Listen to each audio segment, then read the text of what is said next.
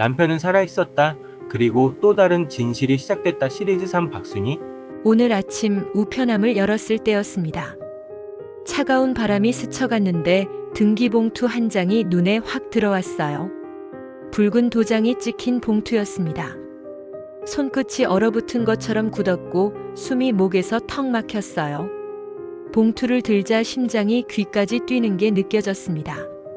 내 몸속 어디선가 심박이 터져 나오는 것처럼 쿵쿵거렸어요. 손끝에 힘을 주려 해도 힘이 들어가지 않았습니다. 봉투를 열자마자 차갑고 묵직한 공기가 폐를 눌러왔습니다. 안에는 사망진단서 사본 한 장과 흰 종이에 단 한 줄만 적힌 메모가 들어 있었습니다. 남편은 죽지 않았습니다. 그 순간 머릿속이 하얘졌습니다. 몸속의 피가 한순간에 빠져나가는 것 같았고 두 다리가 휘청이며 거실 바닥에 그대로 주저앉았어요.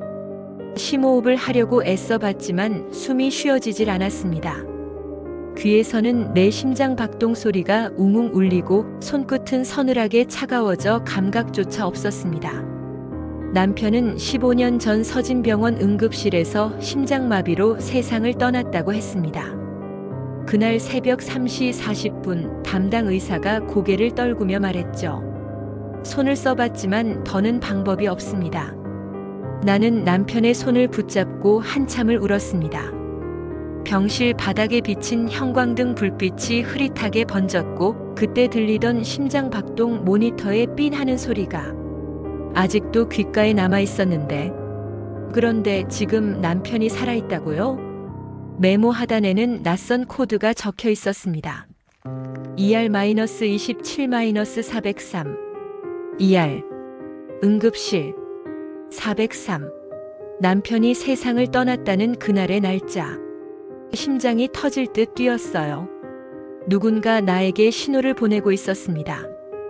응급실 CCTV를 확인하라는 뜻이라는 걸 직감했어요. 떨리는 손끝으로 휴대폰을 집어들었습니다.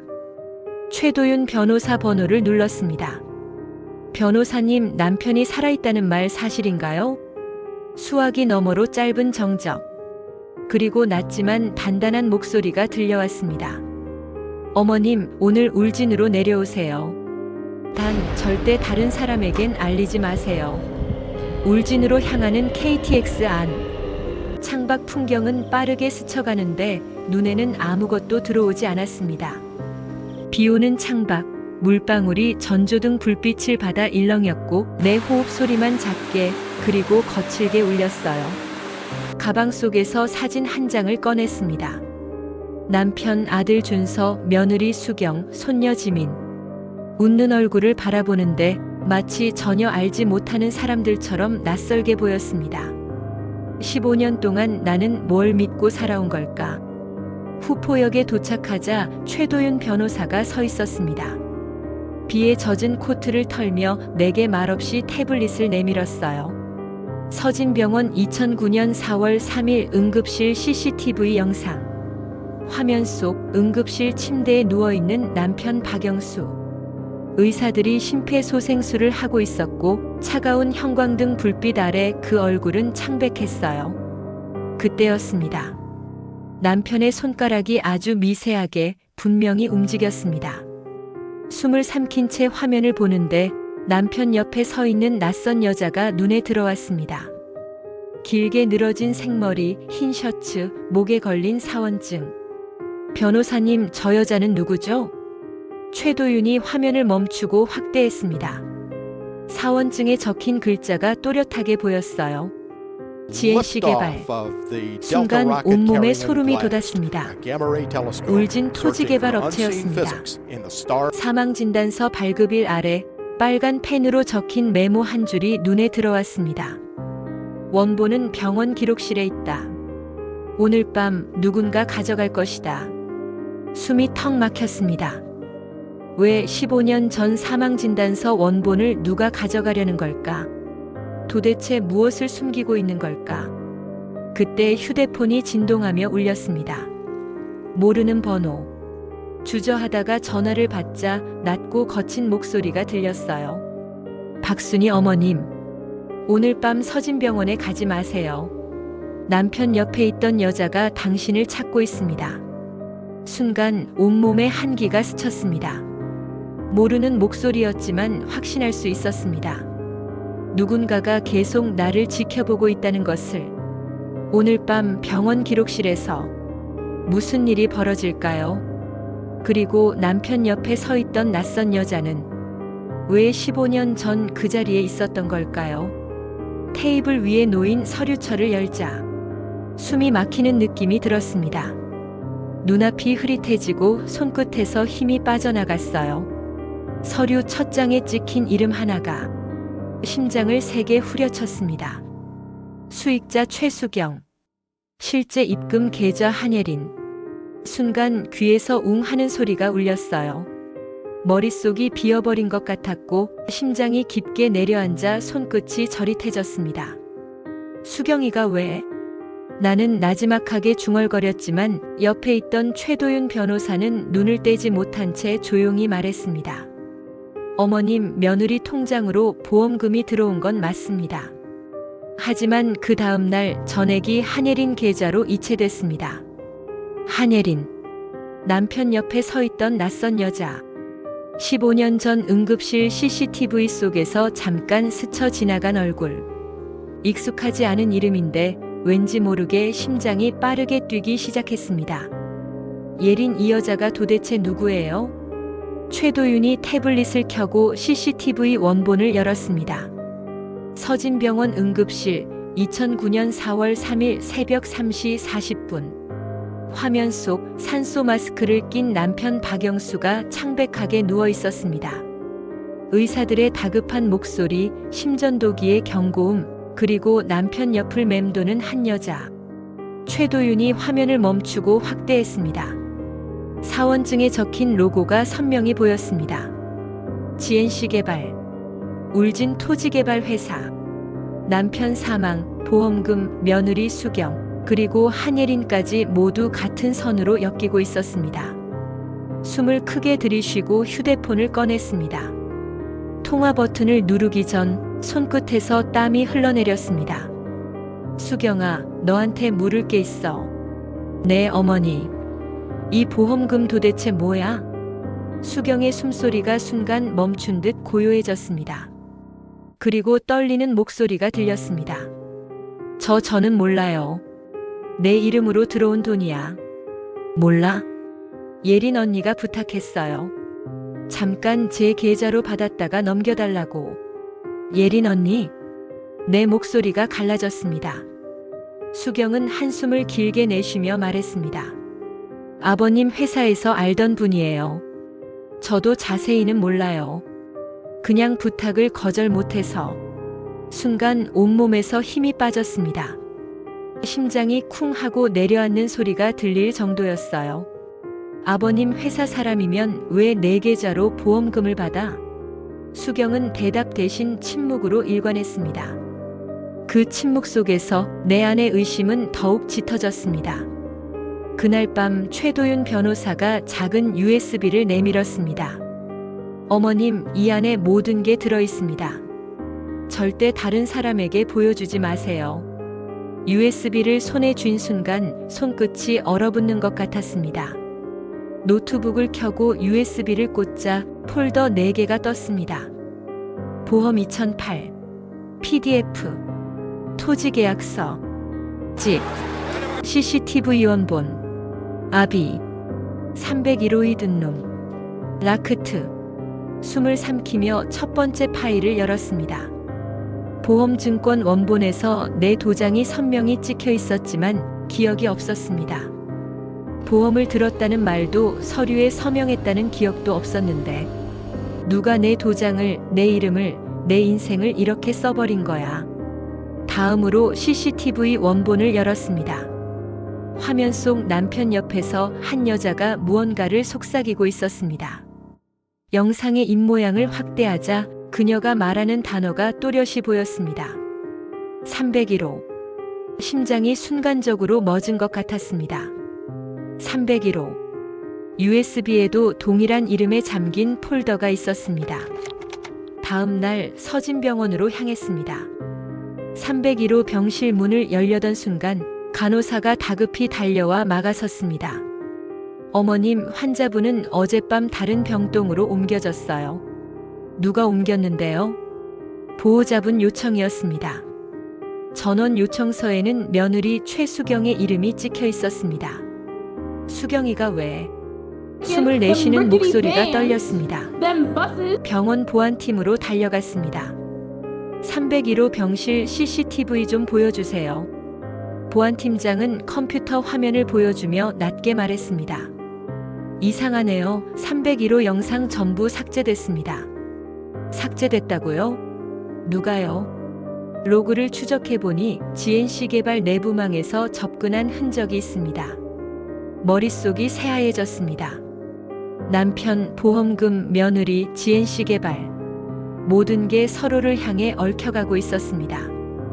USB 속 마지막 폴더 301호 히든룸. 암호가 걸려 있었습니다. 입력창을 바라보는 손끝이 떨렸습니다. 비밀번호 힌트 한예린. 301호 보험금 한예린 GNC 개발. 모든 퍼즐 조각이 맞춰지고 있었습니다. 하지만 아직 가장 큰 비밀은 열리지 않았습니다. USB 속 마지막 폴더 301호 히든룸을 열 수 없다는 사실이 머릿속에서 계속 맴돌았습니다. 비밀번호 힌트에는 단 하나의 단어만 적혀 있었습니다. 한예린. 그녀의 이름이 다시 귓가에서 메아리 쳤습니다. 남편 옆에 서 있던 낯선 여자, 보험금 계좌 주인, 그리고 GNC 개발 직원이었던 그녀. 모든 갈래가 결국 한예린으로 모이고 있었습니다. 다음 날 서진병원 지하 2층으로 내려갔습니다. 폐쇄구역이라는 안내판이 붙은 두꺼운 철문 앞에서 출입카드 리더기를 바라보며 손끝이 떨렸습니다. 옆에 있던 최도윤 변호사가 낮은 목소리로 속삭였습니다. 어머님, 여기서부터는 조심하셔야 합니다. USB에 저장된 임시 비밀번호를 입력하자. 철컥 잠금 장치가 풀렸습니다. 문을 열자 차갑고 습한 공기가 얼굴을 스쳤고 희미한 소독약 냄새가 목을 죄었습니다. 301호. 흰색 명패가 달린 문 앞에 섰습니다. 손끝이 저려오는 걸 참으며 천천히 손잡이를 돌렸습니다. 문을 열자 하얀 시트에 덮인 남편의 얼굴이 보였습니다. 15년 전 장례식장에서 봤던 그 얼굴 그대로였습니다. 숨소리가 터져 나왔습니다.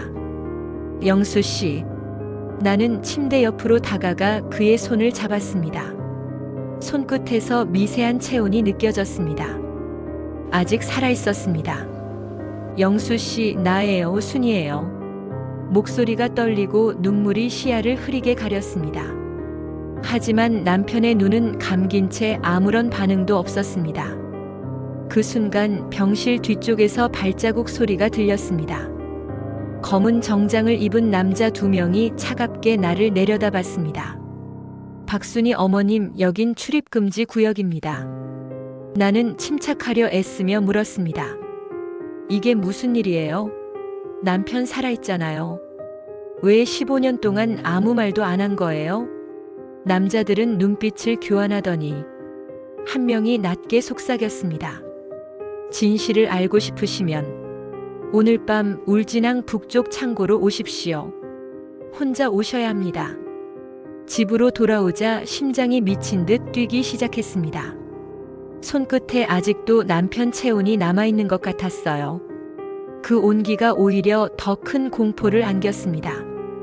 그날 밤 USB에 남은 301호 CCTV 원본을 열었습니다.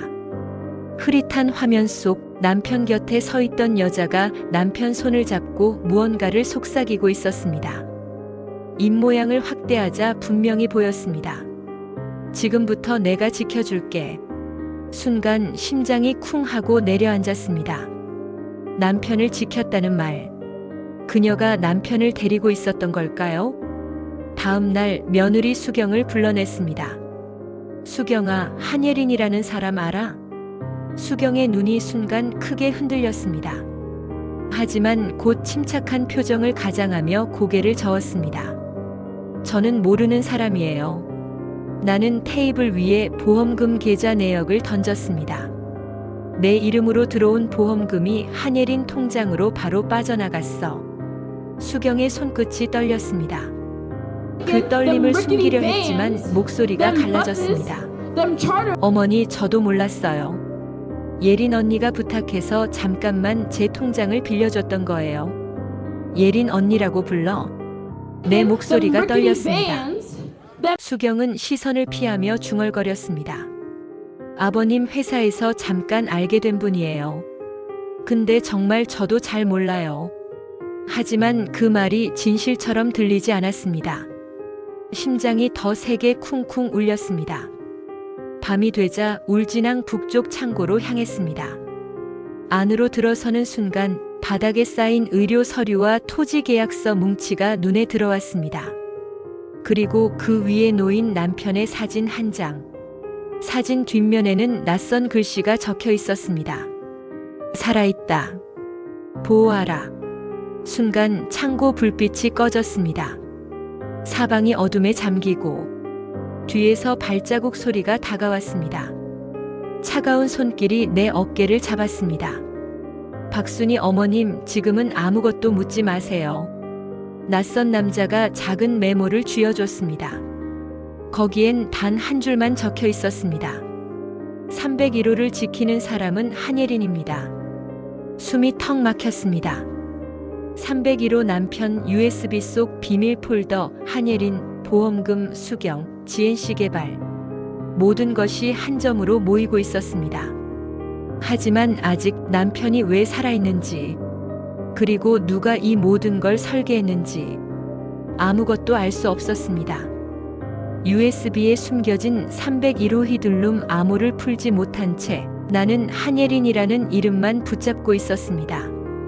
모든 단서가 그녀를 향하고 있었어요. 보험금, 남편, 병원, GNC 개발, 그리고 301호까지. 하지만 그녀는 7년 전에 이미 사망 처리된 사람.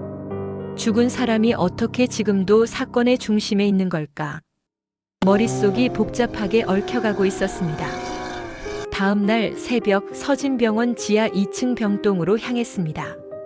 출입 제한 구역 앞에서 숨을 고르며 심장을 진정시키려 애썼지만 심박수는 점점 더 빨라졌어요. 철문 앞 보안기에 USB에 임시 비밀번호를 입력하자 삑 소리와 함께 잠금 장치가 해제됐습니다. 문이 열리자 서늘한 공기와 약한 소독약 냄새가 밀려왔어요. 좁고 긴 복도를 따라 발을 내딛는 순간 양옆으로 늘어선 병실 문마다 흰색 명패가 하나씩 붙어 있었습니다. 301호, 302호, 303호. 그중 302호 문 앞에서 걸음을 멈췄습니다.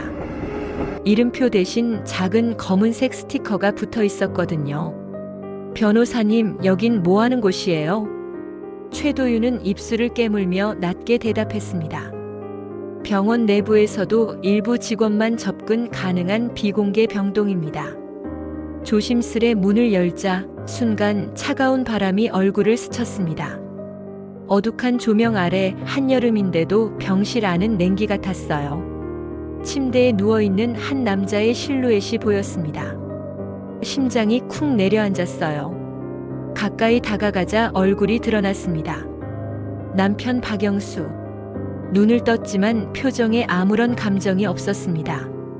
나는 손끝으로 그의 손을 잡으며 속삭였어요. 영수 씨, 나예요. 순이에요. 남편의 시선이 느리게 움직였지만 그의 눈동자는 나를 알아보지 못했습니다. 담당 간호사가 조용히 다가와 말했습니다. 환자분은 의식은 있지만 기억을 완전히 잃으셨어요. 기억을 전부요? 사고 이후 15년간의 기억이 사라졌습니다. 어머니를 보아도 아무것도 떠올리지 못할 겁니다. 숨을 들이쉬는 것조차 힘들었습니다. 이렇게 가까이 있는데, 내 손을 잡고 있는데 남편은 나를 기억하지 못하는 사람이 되어 있었습니다. 그때였습니다. 병실 문이 열리며 한 여자가 들어왔습니다. 낯설면서도 어디선가 본 얼굴. USB 속 CCTV 영상 속 남편 옆에 서 있던 그녀. 한예린. 심장이 쿵 멎는 듯 했습니다. 7년 전에 이미 사망 처리된 사람인데 그녀가 지금 내 앞에 서 있었습니다. 나는 떨리는 목소리로 물었습니다. 당신 누구예요? 한예리는 시선을 피하지 않은 채 낮은 목소리로 답했습니다. 저는 박영수 씨를 지키는 사람입니다. 남편을 지킨다고요? 네. 하지만 지금은 모든 게 달라졌어요. 당신 가족 중 누군가 우리 계획을 망치고 있습니다. 그녀는 작은 봉투 하나를 내밀었습니다. 봉투 속 USB에는 UL-403이라는 라벨이 붙어 있었어요. 이 안에 15년 전 진실이 있습니다. 어떤 진실이요? 한예린의 눈빛이 흔들렸습니다. 남편분 사고가 단순 심장마비가 아니었어요. 순간 머릿속이 하얘졌습니다. 그럼 사고가 아니었다는 거예요? 사고가 아니라 계획이었어요. 몸에서 힘이 빠져 병실 의자에 털썩 주저앉았습니다. 머릿속에서 퍼즐 조각들이 빠르게 돌아가며 맞춰지는 느낌이었어요. 남편 사고, 보험금, 울진 토지 개발, GNC 개발, 한예린. 모두 하나의 그림 안에 있었습니다.